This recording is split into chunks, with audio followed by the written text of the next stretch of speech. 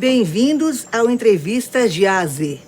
Nosso convidado hoje é pra lá de especial, Silvino de Godoy Neto, um grande amigo. Muito obrigada por nos receber na sua residência, Silvino. Estou muito feliz de estar aqui. Imagina, eu que agradeço a sua visita, nós que somos amigos de infância. Verdade. E é um prazer enorme te receber aqui e um prazer enorme conceder essa entrevista a você. Para mim é uma honra. Obrigada, querido. Silvino, todos já conhecem, mas eu quero reforçar. É o presidente da RAC, Rede Anhanguera de Comunicação, e também é o vice-presidente da ANJ, Associação Nacional de Jornais. Silvino, você que é uma das pessoas mais influentes da nossa cidade, detém um destaque muito importante na comunicação, no desenvolvimento, na política, na economia da cidade. Conta pra gente como é que você chegou até aqui, a sua trajetória familiar, como é que nasceu o jornal. Eu gosto muito quando eu falo da minha trajetória, que não é tão especial quanto a dos meus antepassados, é por isso que eu gosto de citar meus antepassados. A nossa trajetória começa aí antes de 1900, 1850. Meu bisavô, José Américo de Godoy, era um homem muito rico, um fazendeiro muito rico. E, em um determinado momento, uma dessas crises internacionais, ele perdeu tudo. Perdeu tudo e meu avô era um menino nascido em 1889. E meu avô, através do esforço que ele teve e do esforço dos irmãos, ele conseguiu ingressar na Faculdade de Direito da USP de São Paulo, que era a famosa As Arcadas, Faculdade de São Francisco. E meu avô fez um curso brilhante. Ele sempre dizia que a geração dele foi a geração de ouro. Ele estudou junto com José Frederico Marx, Vicente Hall, Guilherme de Almeida, o poeta, era amigo dele. Então, o Silvino Godoy, meu avô, teve uma trajetória como advogado fantástica. E em 1919, 1920, ele montou a Godoy Valber Fiação e Tecelagem, que você conheceu, que fabricava tecidos elásticos, inclusive uma qualidade que foi premiada em Antuérpia, na Bélgica, numa feira da Bélgica. Então, a nossa família começa com o industrial Silvino Godoy. Silvino Godoy começa como industrial e em 1927 o Correio Popular é fundado por Álvaro Ribeiro, mas já com Silvino Godoy como um tipo de um conselheiro do Álvaro Ribeiro. E em 1938 Silvino Godoy assume acionariamente a companhia junto com outros empresários de Campinas. E aí começa a trajetória dele de luta contra a ditadura Vargas, que foi terrível. Para você ter uma ideia, nós tivemos ameaça de invasão na nossa empresa, sofremos por parte do Getúlio uma contenção de importação de papel, que na ocasião o papel de imprensa era importado. Então sofremos demais, e meu avô lutou muito contra a ditadura Vargas. Participou ativamente da Revolução 32, inclusive. Enfim, nesse período todo, sofremos aí o regime Getúlio, que era uma ditadura terrível. Depois teve o golpe militar de 64, que eu não gosto de falar golpe militar, eu gosto de falar que foi uma intervenção militar. O golpe militar foi depois com o Costa Silva. E em 1970 falece o doutor Silvino Godoy, meu avô. E meu pai, que era engenheiro, que foi um grande engenheiro, tinha uma empresa de engenharia, construiu muitas obras públicas, inclusive parques e escolas em Campinas, até brincavam muito com ele, que ele era tão caprichoso e esmerado nas obras dele, que ele colocava a fechadura Lafont em obra pública. Aqui, uma fechadura Lafont, você sabe que é uma fechadura muito cara. Então, o Edvar Godoy era um cientista da engenharia, era um homem vocacionado, benemerente. Na ocasião, me lembro que era empreitada por preço global, ele sofreu prejuízos na época, porque o governo atrasa pagamento, aquela coisa toda, e ele terminou todas as obras, com recursos próprios, inclusive. E aí, meu pai faleceu, infelizmente, em 1976. Eu, então, era estudante de engenharia, estava no último ano da faculdade, com todos os planos feitos para eu estudar na França. Eu ia me especializar em concreto protendido. Meu pai já tinha empresa de engenharia e tinha fundado, com o engenheiro Coutinho, a Betonite, que era uma indústria de pré-moldados, de tubos de concreto, postes. E eu justamente ia me especializar na parte de concreto protendido, porque nós tínhamos nos planos produzir peças pré-moldadas em concreto protendido, que é um concreto especial, feito de forma com extensão de cabos, que aumenta a resistência. Mas com o falecimento prematuro do meu pai, eu tive que assumir os negócios. Né? Eu tinha 2 irmãs mais velhas, minha mãe, coitada, Dona Denise, viúva, só chorava na ocasião, e então eu tive que assumir. E eu tinha 22 para 23 anos nessa ocasião. Então eu assumi e trabalhei muito na minha vida. Eu comecei a trabalhar com 17 anos de idade, com meu pai, inclusive, o que foi a sorte. Porque quando ele faleceu, eu já tinha um certo conhecimento dos negócios, um pouco de domínio até dos negócios. Isso me ajudou muito. E aí, então, nós trabalhamos muito na área de engenharia. Eu presidi a companhia durante 12 anos. Nesse meio de tempo, perdi minha mãe também, que você conheceu bem. Minha mãe faleceu também repentinamente. E eu, com 28 anos, não tinha pai nem mãe. E junto com a Cristina, que me ajudou muito, né? Lutamos muito. Aí chegou um determinado momento que nós achamos por bem sair do ramo da engenharia, da parte de obras industriais ou obras públicas. E saímos por causa que começou um movimento de corrupção muito grande. entendi. Foi a razão com que nós vendemos a empresa de engenharia. Nós realmente não queríamos participar desse tipo de coisa. Aí eu fui para Godoy Valberto, justamente para promover lá uma cisão parcial, uma empresa que vinha apresentando alguns problemas. Fomos lá, resolvemos tudo. E aí me convidaram, então, para assumir a presidência do então Correio Popular S.A., que era o jornal Correio Popular, basicamente. Isso foi em 1987. E aí nós desenvolvemos o trabalho, transformamos o que era Correio Popular em Grupo RAC. Né? Adquirimos, fizemos a fusão com o Diário do Povo, adquirimos do então ex-governador Orestes Quercia, o Diário do Povo. Desenvolvemos, na área já de internet, na ocasião, um provedor de acesso de internet. Você se lembra que era a linha de escada? Foi uma operação muito bem sucedida nossa. E nós nos fizemos dela no ano 2000 até. E aí fundamos o Projeto Gazeta, que é um projeto que jornal em Ribeirão Preto, em Piracicaba. Enfim, essa é um pouco da história da minha vida. Se eu não me engano, foi em 1993 que você reformulou o Parque Gráfico. Nós reformulamos muito. Nós fizemos uma aquisição muito grande de novas rotativas. Fomos o primeiro jornal do Brasil a imprimir em HIT7. O HIT7 é um tipo de impressão que a secagem é com fornos.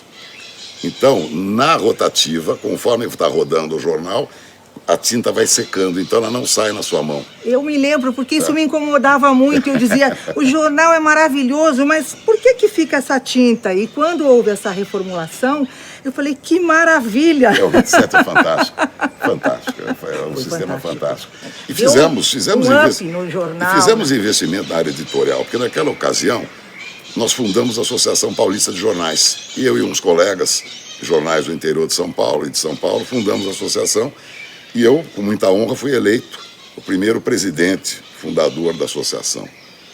E eu tenho muito orgulho de 2 coisas que eu acho que foram muito relevantes na minha gestão à frente da Associação Paulista. O jornalista, naquela ocasião, a jornada era de 5 horas. Então, o que acontecia? O jornalista ele trabalhava 5 horas para você e ele era obrigado a trabalhar em outro lugar. Então, ele acabava virando um biqueiro.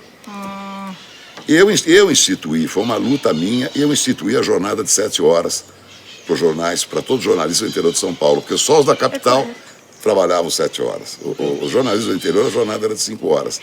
E uma outra coisa importante que nós fizemos também foi o desenvolvimento técnico de toda a parte gráfica dos jornais do interior.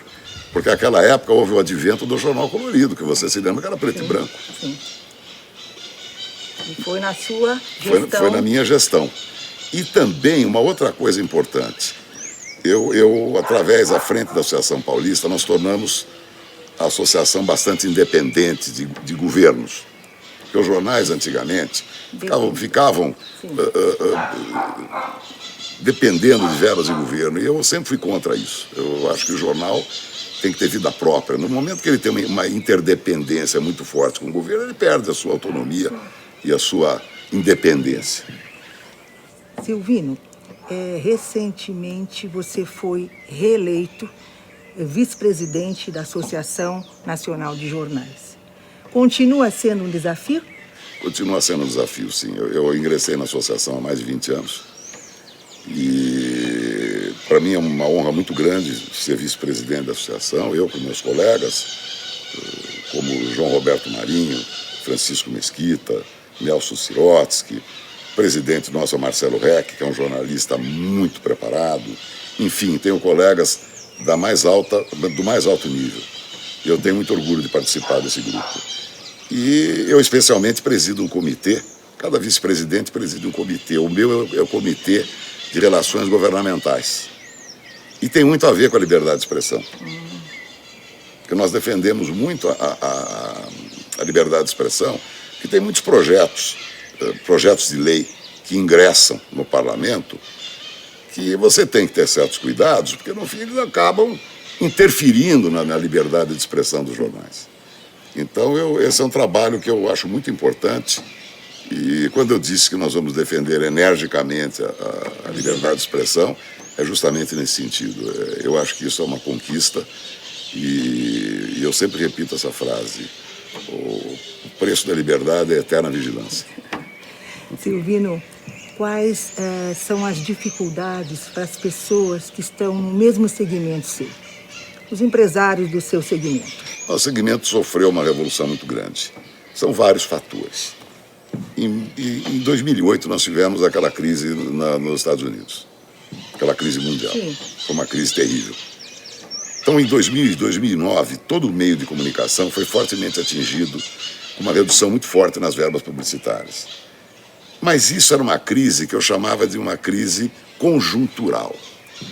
E junto já vinha a crise estrutural, que era o advento da internet. Claro que a internet não pode ser vista como uma ameaça a nós, muito pelo contrário, é uma ferramenta que nós temos que usar a nosso favor, através de produção de noticiários por meio digital, que nós temos hoje, enfim. Mas os jornais sofreram muito fortemente ao longo desses últimos 10 anos uma queda muito grande na receita publicitária. E você sabe que o jornal vive de receita publicitária e de receita dos assinantes. Então, eu acho que é um desafio muito grande que os meios de comunicação estão enfrentando de maneira geral. De maneira geral. Não é privilégio de um ou de outro enfrentar isso aí, não. Eu acho que é de maneira geral. Agora, eu acho que não importa o meio que você divulga a informação. O que importa é a informação de credibilidade. Eu concordo com você. De qualidade. Concordo. Então, por isso que nós estamos trabalhando fortemente na área digital. Nós temos hoje o Correio Popular na versão Flip, que é muito interessante, né? Você vai virando as páginas do jornal no celular, ou no seu desktop, ou no seu tablet. Eu leio os dois. E a difusão da informação com credibilidade que é importante. Não importa o meio. Concordo. Silvino, o que é valor para você? Valor, eu acho o seguinte.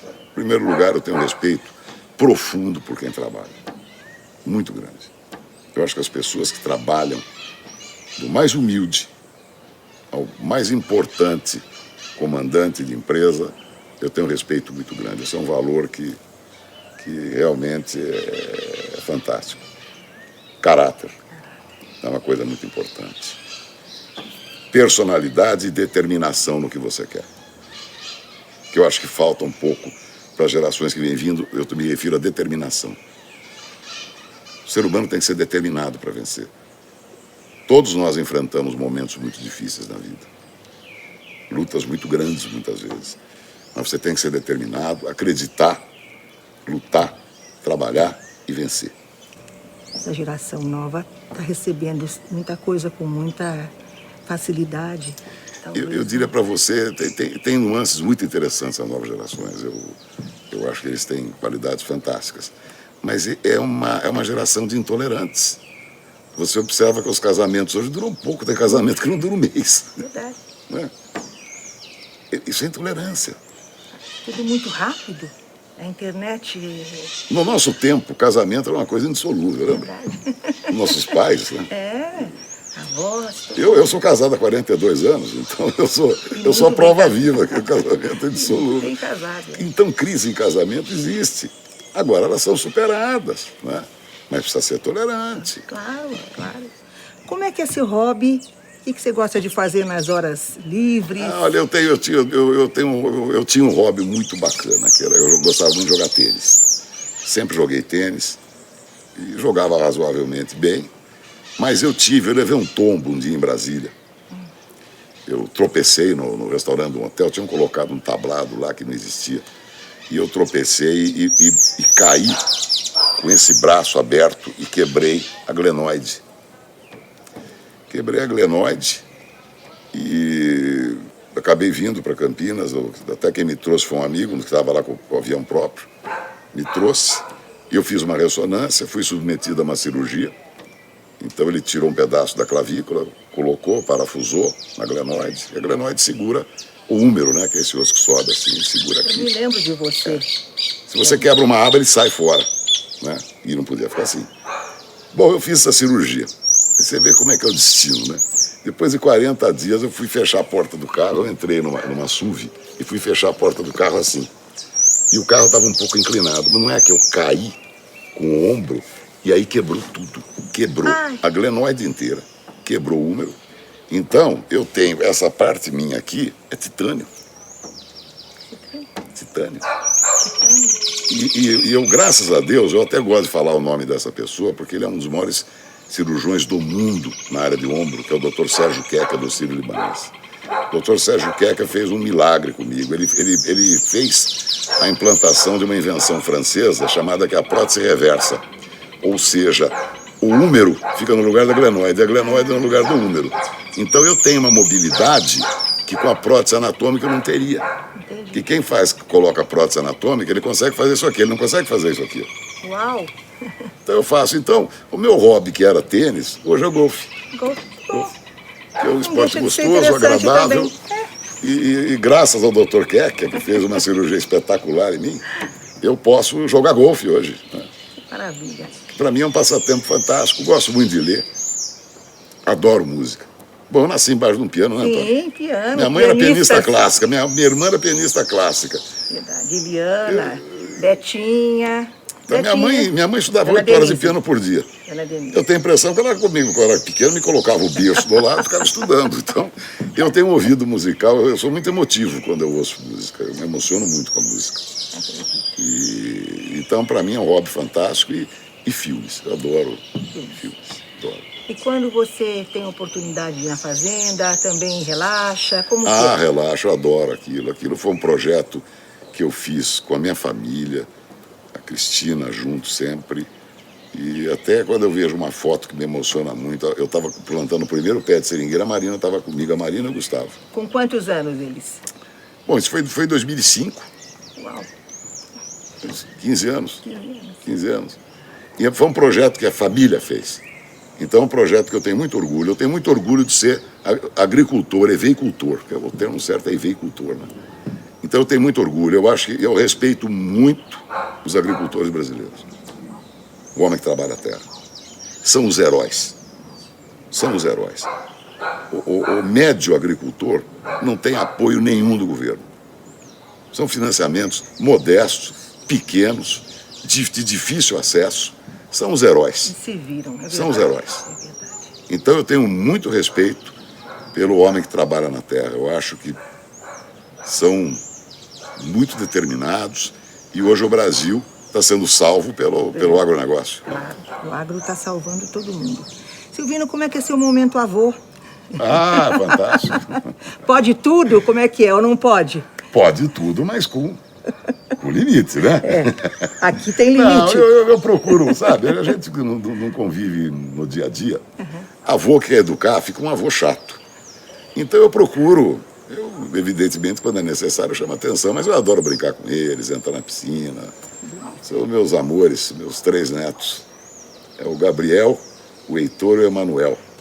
Homens na família? Todos homens. Todos homens. Todos homens. Para a infelicidade da Cristina, que gostaria de ter uma neta. Quem sabe? Quem sabe, né? Logo bem. Silvino, eu sei que você é uma pessoa realizada em todos os sentidos, mas a gente sempre tem sonhos, não é? Tem. Você tem algum projeto ainda para realizar que você possa contar para a gente? Tenho sim. Eu agora que assumi a presidência do Conselho Editorial do Grupo RAC,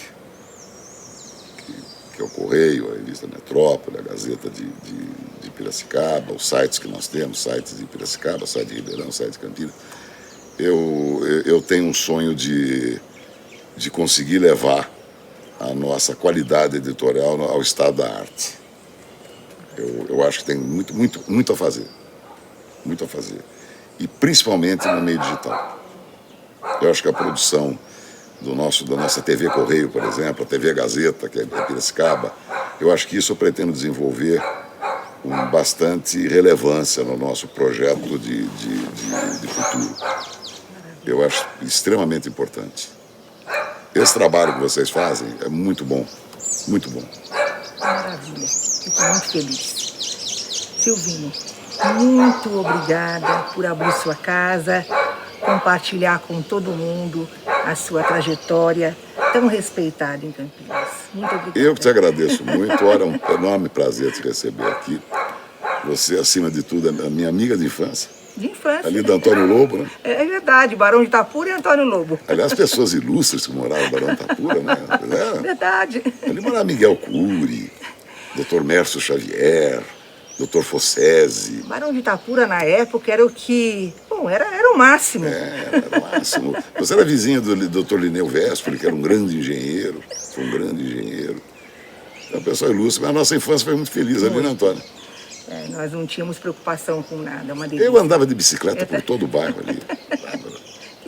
Pegava jabuticaba. Delícia, né? Tempos bons. Muito obrigada, Eu que te Silvino. agradeço, Antônio. Agradeço muito mesmo. Foi um grande prazer, viu? Te Todo conceder essa meu. entrevista e agradeço o convite. Até breve. Obrigada.